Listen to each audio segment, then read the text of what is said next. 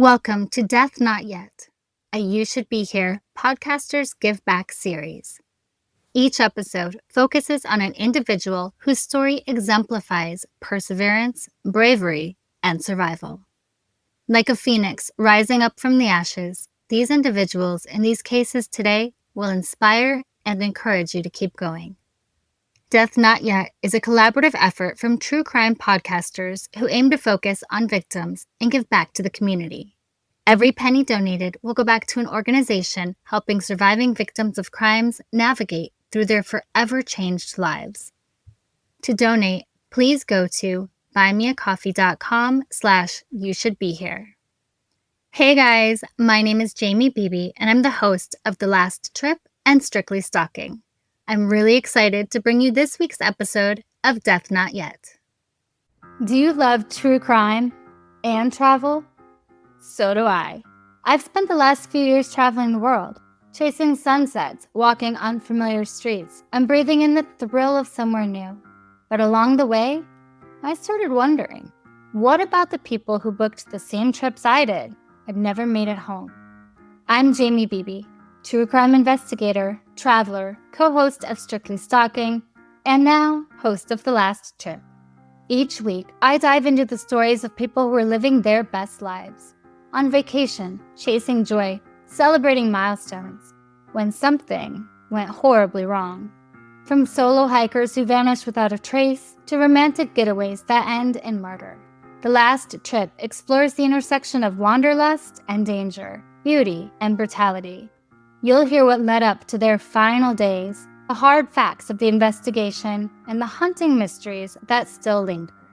What really happened? What went overlooked? Could it have been prevented? Kiara Henry was exploring Maui alone, taking in the island's lush beauty. Then, one day she vanished. Her rental car was found in a park. Nothing was out of place. No suspects, no answers. Just questions. Was it an accident, a calculated abduction, or did she choose to disappear? Then there's Elijah Snow, celebrating his 10-year wedding anniversary in Cancun. He said goodnight to his wife, and just minutes later, he was gone. By morning, he was found dead, wedged in a hotel window across the street, beaten, bruised. Mexican officials called it an accident. His family calls it murder. What really happened that night in paradise? In every episode, I take you beyond the headlines, into the real stories behind the final journeys people never expected would be their last. We'll talk about how to travel safer, how to recognize red flags, and whether knowing what we know now, you'd still want to take that same trip. Because danger doesn't take a vacation, and sometimes the getaway becomes the end of the road. Subscribe now to The Last Trip, where true crime meets travel, and every destination hides a darker story.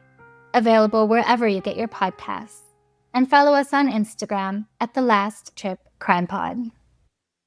Have you ever trusted the silence of a summer night? Believed that a warm breeze and the glow of your campfire meant safety? That the world would be kind because you're young, you're doing nothing wrong? Terri Jentz did. In 1977, Terri and her college roommate, Avra Goldman, biked across America in search of freedom, adventure, and a little time to figure life out. They were students, dreamers, two women finding their place in the world. And then, one night, in a quiet Oregon park, that journey turned into something unspeakable. A truck, a man with an axe, no motive, no warning, and somehow, Terri survived. This isn't just a story of what happened that night. This is about what came after. The silence, the unanswered questions, the system that failed. And it's about how Terri, years later, went back, not just to that campsite, but into the shadows of her own memory, determined to face the monster who tried to kill her. Today, we're telling the story of a survivor who became her own detective, her own advocate, and her own witness. A woman who refused to forget, even when the world was eager to move on. This is the story of Terri Jentz and what it means to survive when justice never comes.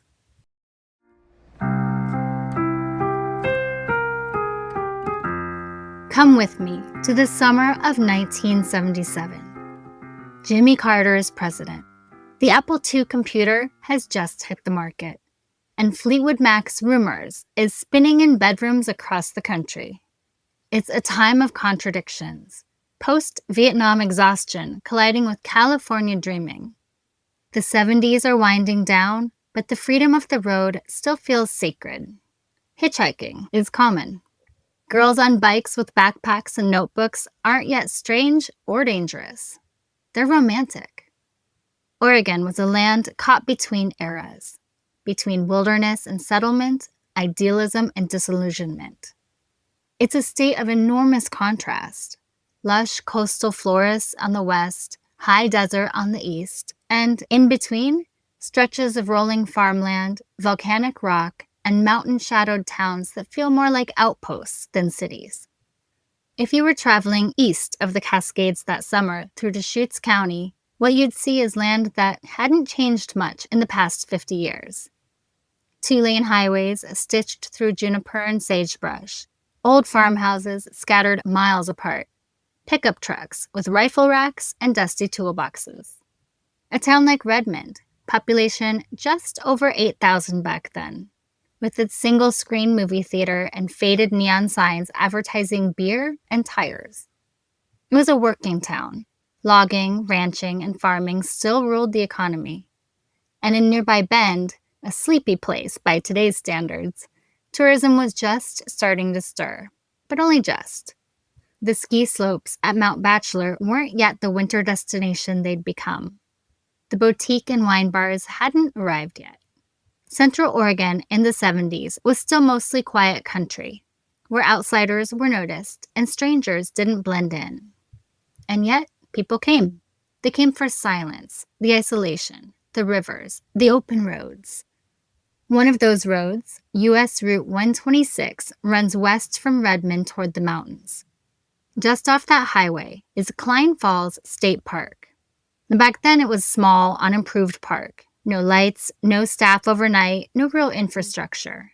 Just a handful of picnic tables and a gravel pullout. Thick strands of pine and birch clustered along the Deschutes River, which rushes cold and fast even in the summer.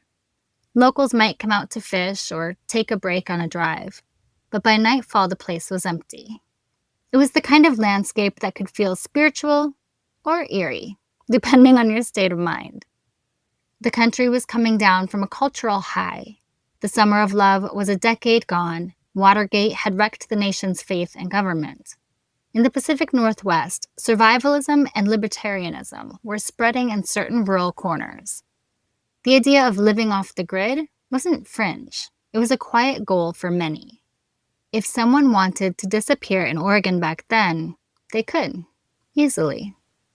The Manson murders were still recent enough to haunt. Trust in institutions and neighbors in the future, it was thinning. In fact, just a few years earlier, serial killer Ted Bundy had started his spree less than 200 miles away. Between 1974 and 1978, Bundy was active in Washington, Oregon, Utah, and Colorado, using charm and remoteness to his advantage. And he wasn't the only one.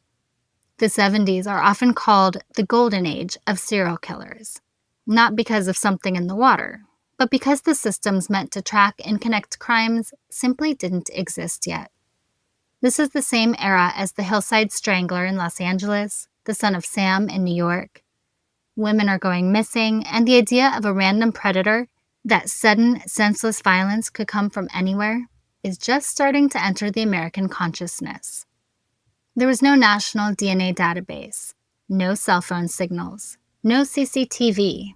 If you committed a violent crime in one county, chances were good the next county over wouldn't even know your name. The FBI's VICAP program, the Violent Criminal Apprehension Program, didn't exist until 1985. So imagine a darkened park in the middle of Oregon's high desert with nothing but moonlit trees and the hum of insects. Now imagine something terrible happening there, and no one sees it.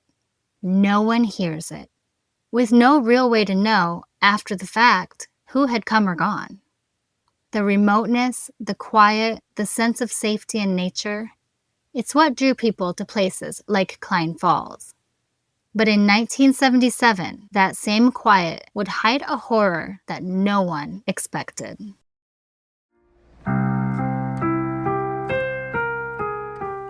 Before we descend into the violence and mystery that would come to define their story, we need to step back to understand the true weight of what was lost and what was nearly destroyed. We have to meet them as they were.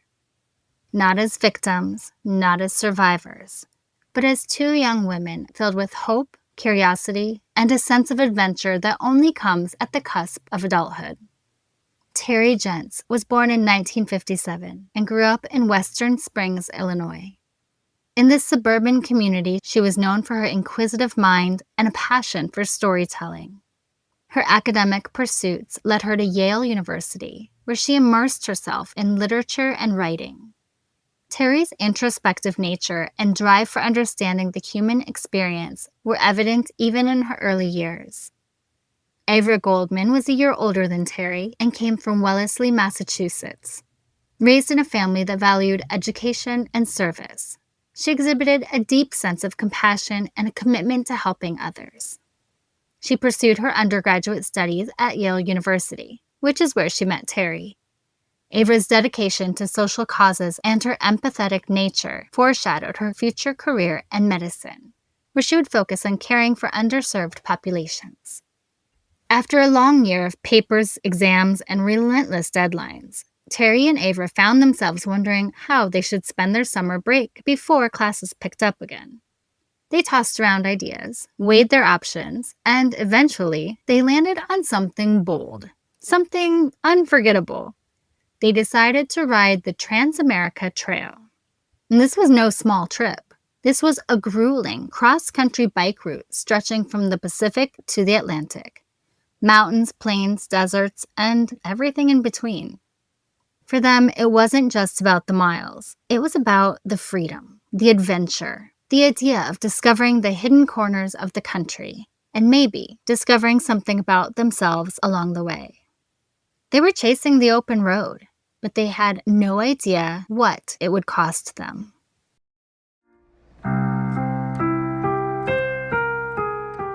In late June, Terri and Avra started making their way across the American West.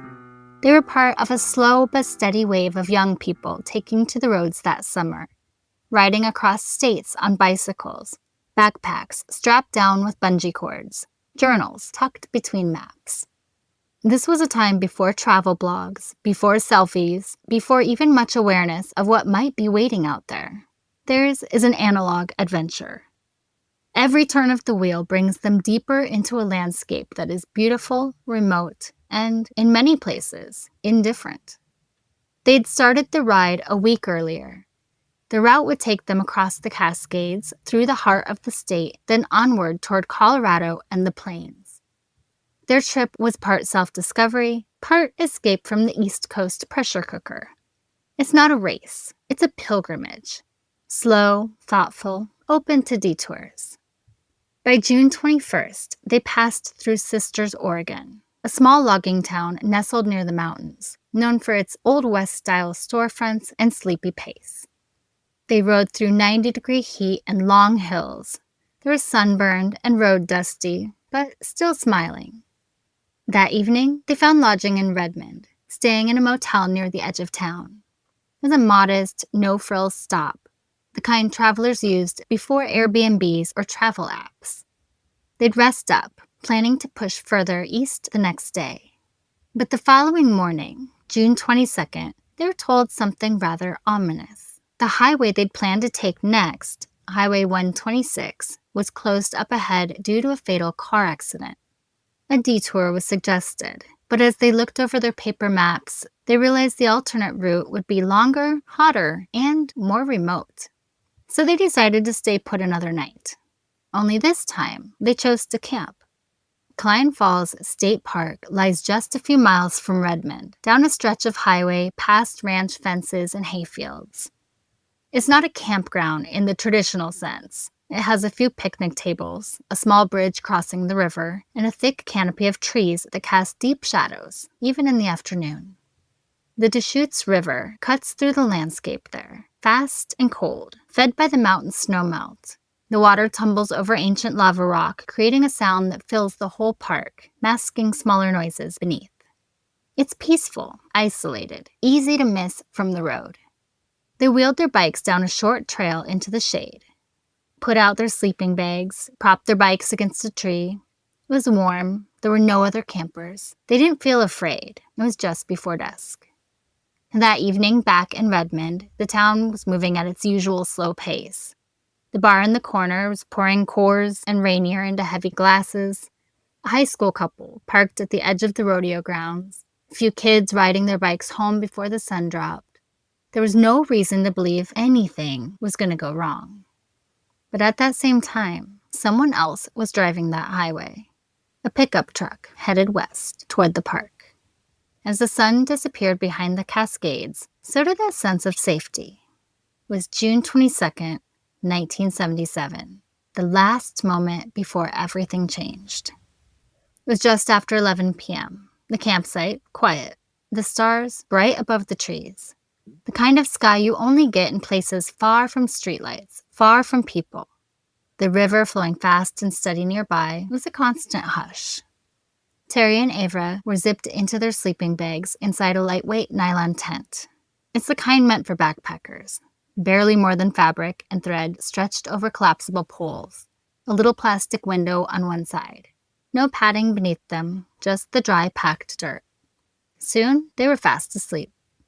Sometime after midnight, they were suddenly woken. Not by sound, not by movement. A vibration.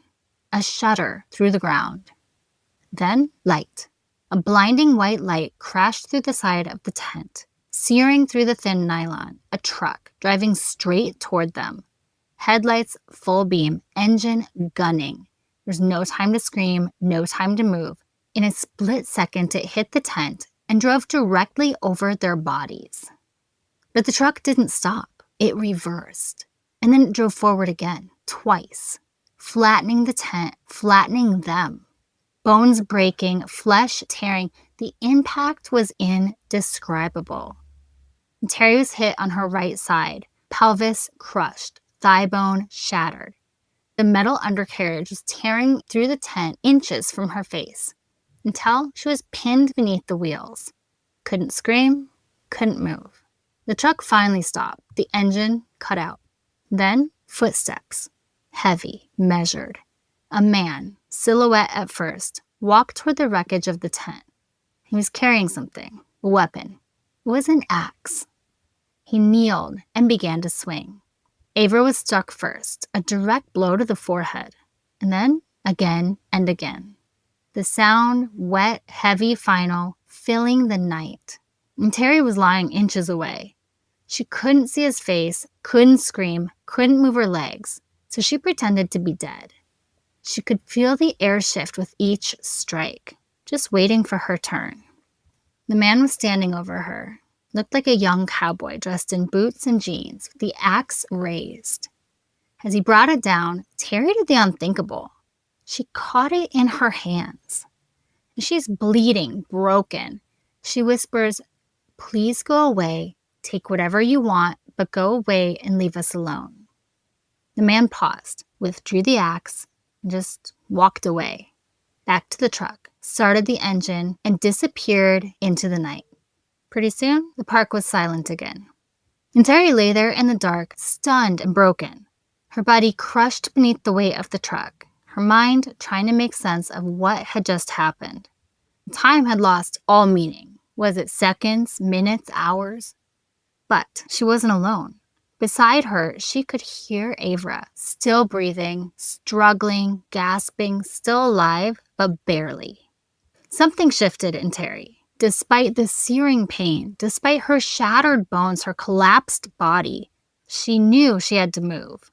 She had to do something. Her friend was dying and they were alone. There would be no help unless she went out and found it. Their hands trembling, she felt around the wreckage of the tent. groping through the crushed nylon, twisted gear, soaked sleeping bags. Her fingers finally found the case that held her contact lenses. Somehow, impossibly, she managed to get them into her eyes with bloody, shaking fingers. Then grabbed her flashlight. That cold metal cylinder in the dark was just within reach. She pushed herself upright, but the pain, unspeakable. Her ribs were broken, her clavicle shattered. Every motion was stabbing through her torso. Still, she crawled toward her bike. And her plan was simple: ride for help. But when she tried, she collapsed instantly. Her body couldn't support her weight. Her arms were useless. So she did the only thing left. She stood at the edge of the road, in the stillness of that deserted state park, and began waving the flashlight back and forth. Wild arcs of light were cutting through the dark. A broken girl barely standing, just signaling into the unknown. Suddenly, headlights, a pair of them, coming down the park road. Terri froze because, was it him? Was he coming back to finish what he started? She didn't know, but she made a choice in that one moment and stepped out onto the road anyway, because Avra was still breathing, and if this was the only chance to save her, it was worth the risk. The car slowed and then stopped. Inside were two teenagers, Bill Penhallow and Darlene Gervais. They were out for a late-night drive, unaware that they were about to become heroes. Darlene later recalled the harrowing sight. It was Terri, drenched in blood, her hair matted, her eyes pleading. Without hesitation, they sprang into action, and Terri directed them to the campsite. There, they found Avra, unconscious, her injuries very severe. As they tended to her, another set of headlights appeared in the distance. Panic surged. Was the attacker returning? But thankfully, the vehicle passed without incident. Now, realizing the urgency, Bill and Darlene transported both women to the nearest medical facility. From there, Terri and Avra were transferred to a larger hospital. In the sterile confines of St. Charles Medical Center in Bend, Oregon, the gravity of that assault on Terri and Avra became starkly evident. Terri's body bore the brutal impact of the attack: a collapsed lung, multiple fractured ribs, a broken collarbone, and her arm nearly severed by the axe. Her scalp and arms were marred with deep gashes, each a testament to the violence she had endured. Avra's condition was much more dire. Struck repeatedly in the head with the axe, she suffered extensive brain trauma. The injuries left her with lasting impairments, including partial blindness and significant memory loss. The severity of her wounds necessitated a 9-hour emergency brain operation, a grueling procedure that underscored the fragility of life and the resilience of the human body. In the days that followed, Terri grappled not only with the physical pain, but with the psychological aftermath of that kind of attack. The trauma manifested into nightmares, flashbacks, and a pervasive sense of vulnerability. The once adventurous student found herself navigating a world that now seemed unpredictable and perilous.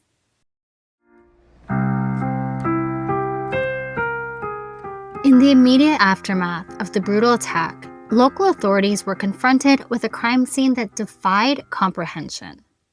2 young women had been viciously assaulted. The violence was staggering, the motive unclear, and the assailant vanished into the night. Investigators scoured the scene, noting the tire tracks that suggested a pickup truck with distinctive wear patterns, 2 bald tires, and mismatched front treads. These being the only clues, the trail quickly grew cold.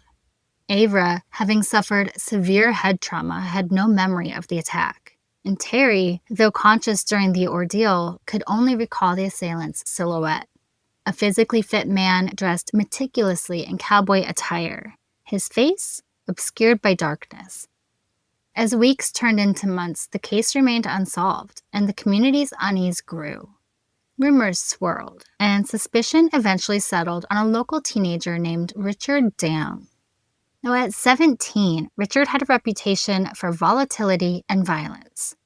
Around the time of the attack, he had a tumultuous relationship with his girlfriend, marked by frequent arguments and physical altercations. Some speculated that Richard, in a fit of rage, might have mistaken Terri and Avra's tent for that of his girlfriend, leading to the horrific assault. When questioned, Richard was evasive about his whereabouts on the night of the attack. He underwent 2 polygraph tests, both yielding inconclusive results. It was later discovered that Richard was under the influence of methamphetamine during the examinations, casting doubt on the validity of the findings. Further suspicion arose when his girlfriend reported that Richard had changed the tires on his truck and removed a toolbox from the vehicle shortly after the incident. Despite these red flags, authorities lacked sufficient evidence to charge him, and the case languished. Another potential suspect emerged, Richard Wayne Godwin, a convicted child rapist and murderer. Godwin's criminal history was grotesque. He had been imprisoned for the murder of a 5-year-old child, whose skull he reportedly used as a candle holder. On the night of the Cline Falls attack, a female relative of Godwin's, with whom he had an alleged sexual relationship, was possibly camping in the park. However, Terri did not recognize Godwin as her attacker, and no concrete evidence linked him to the crime. So the case ultimately grew cold and was completely unsolved.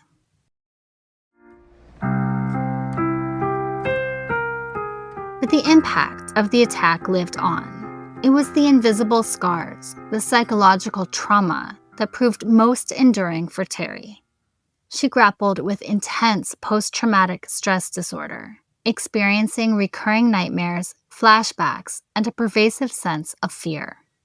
She described feeling trapped in time, unable to move beyond the age of 20, the age at which the attack occurred. Everyday occurrences, a car backfiring, a sudden movement, could trigger overwhelming terror. The lack of closure exasperated her suffering.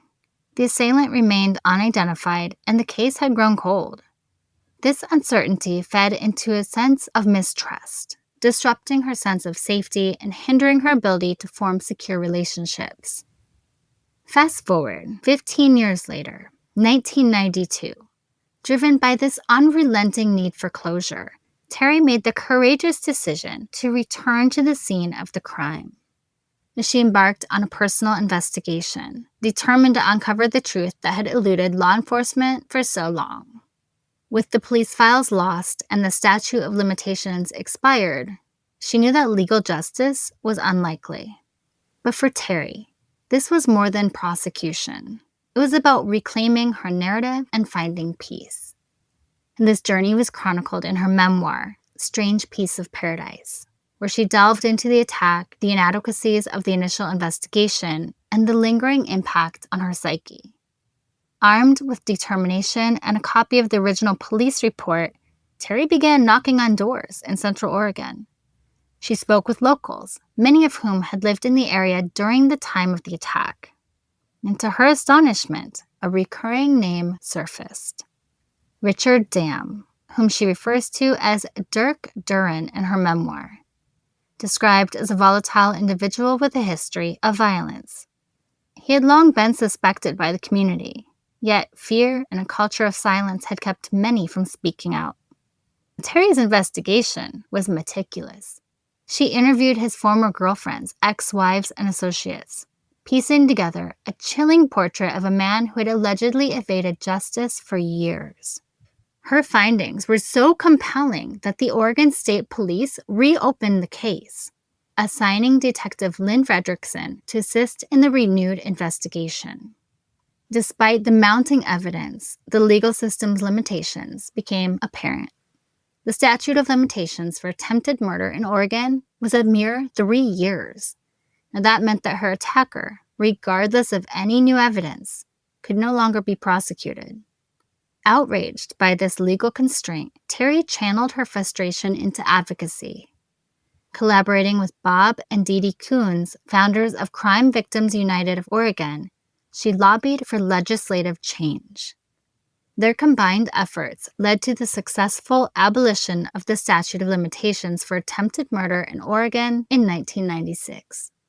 This landmark change ensured that future victims would not be denied justice due to arbitrary time constraints. Terri's advocacy extended beyond legal reforms. She became a voice for survivors, sharing her story to shed light on the long-term impacts of violent crimes. Her memoir serves as both personal account and a broader commentary on the systemic issues surrounding violence against women. Through public speaking engagements and media appearances, Terri emphasized the importance of confronting trauma and the power of personal narratives in driving societal change. Her story became a touchstone in the broader victims' rights movement, which had been gaining momentum since the 1980s. This movement sought to recenter the criminal justice system around the needs and rights of victims, leading to significant legislative milestones, such as the Victims of Crime Act of 1984 and the Crime Victims' Rights Act of 2004. Now, throughout her journey, Terri found solace and strength in unexpected places. She reconnected with Darlene Gervais, one of the teenagers who had rescued her on that fateful night. Their bond deepened, providing Terri with a sense of support and camaraderie that had been missing for years. Her transformation from survivor to advocate exemplifies the enduring power of individual courage to effect systemic change. Her legacy continues to inspire and empower victims, reminding us all that from the darkest of experiences can emerge a beacon of hope and justice.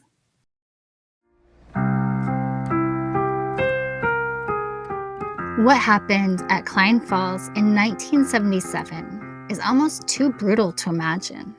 A horror story plucked from the depths of a nightmare. A peaceful campsite, two young women asleep under the stars. And then, headlights, metal, violence, silence. And then, somehow, survival. Terri Jentz should not have lived, but she did. And not only did she survive, she rose. For years, she carried her pain quietly. The attack, the mystery, the legal system's limitations, it all sat in her bones. But eventually, Terri chose to face it, to turn inward, to return to the scene of her trauma and demand answers. And in doing so, she became something more than a survivor. She became a force. Terri didn't just tell her story. She gave a voice to so many who had lost theirs. She peeled back the silence surrounding unsolved crimes, victimhood, and the long tail of trauma. She forced us to ask, what happens to the ones who live? Who walks with them? And who listens when the sirens fade? But Terri didn't stop with storytelling. She worked hand in hand with advocates, pushing Oregon to change its laws, to remove the statute of limitations on attempted murder. Her efforts helped ensure that no survivor would ever again be told it was too late to seek justice. Terri's journey reminds us that healing is not a straight line. It's often jagged, painful, slow. But it is possible. And in Terri's case, it became powerful, a beacon to others stumbling through their own darkness. From victim to survivor to advocate. Terri Jentz did not just survive the unthinkable. She reshaped it into something that could help others live. You are wanted, you are loved, and you are not alone in this.